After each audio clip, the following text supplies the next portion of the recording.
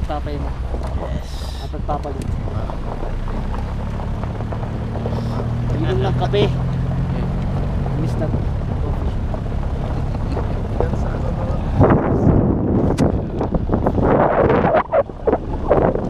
Napakaganda ng tanawin. Kung makikita sa Maynila yan.